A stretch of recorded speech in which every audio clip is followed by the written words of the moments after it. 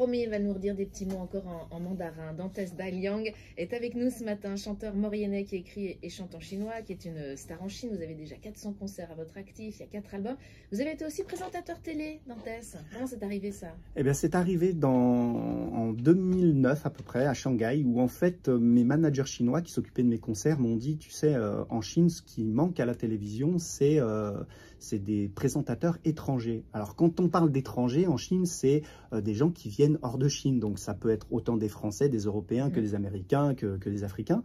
Et on m'a dit, effectivement, bah, vraiment, il y a un business à faire. Voilà, c'est de faire présentateur. On a besoin, dans les émissions, d'avoir des étrangers qui parlent le mandarin et qui utilisent un petit peu leur style occidental, pour pouvoir parler des choses. Et ça vous a plu cette expérience? Alors au début, j'avais pas envie de le faire parce que moi j'étais vraiment quelqu'un qui avait envie d'écrire des chansons. Sur la chanson, c'était vraiment mon truc. Et puis au fur et à mesure, j'ai vraiment aimé. J'ai vraiment aimé, oui, parce que ça m'a appris plein de choses. J'ai beaucoup voyagé en Chine.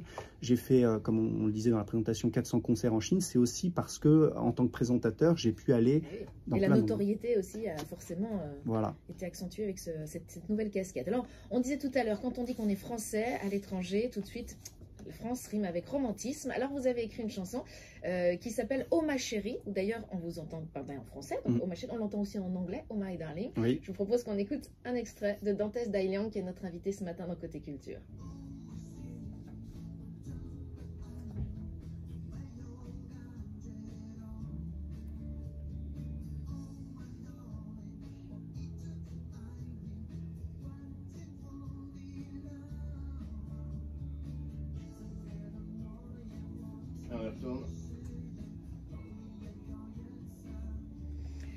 Elles sont amoureuses de vous, vos fans chinoises, Dantes?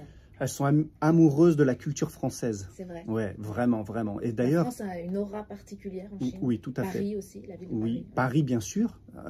Paris d'abord. La France, la culture française, justement, un mot comme ça dans une chanson « Oh ma chérie », ça permet de donner à la chanson un côté très exotique. Alors, pour eux, voilà, maintenant c'était moi le côté exotique. Et puis après, par la suite, justement, j'ai voulu faire découvrir la France, pas que Paris. Parce que, à la base, moi, je viens des Alpes, de Maurienne, et puis j'ai grandi à Lyon. Quand on est rhône-alpin, on est différent quand même dans pas mal de domaines qu'un Parisien, par exemple. Et donc, j'ai voulu aussi, dans mes chansons, dans mes apparitions publiques, parler de cette région. Vous avez fait de la pub pour la France, quoi, pour les régions de France. Bien sûr, mais de toute façon, quand on est dans un pays étranger, qu'on est français et qu'on est dans la culture, on fait forcément de la publicité pour la culture française. Et forcément, vous êtes allé parler de la Maurienne aux Chinois. Oui. Et vous leur avez raconté la Maurienne. Oui. La chanson s'appelle Maurienne. Ça veut dire Maurienne. Ça veut dire Maurienne. Eh bien, allez, on écoute un extrait.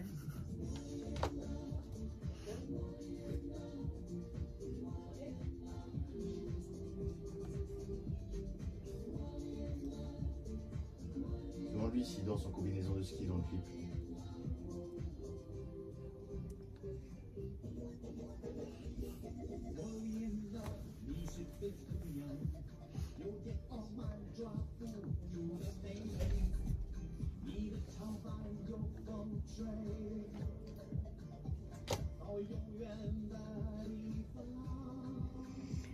Maurienne. Est-ce que grâce à vous, les Chinois viennent en Maurienne, Dantes Daliang? Alors, ce qui est sûr, c'est qu'avant le Covid, de plus en plus de Chinois venaient en Maurienne. Alors, est-ce que c'est grâce à moi? Je ne sais pas.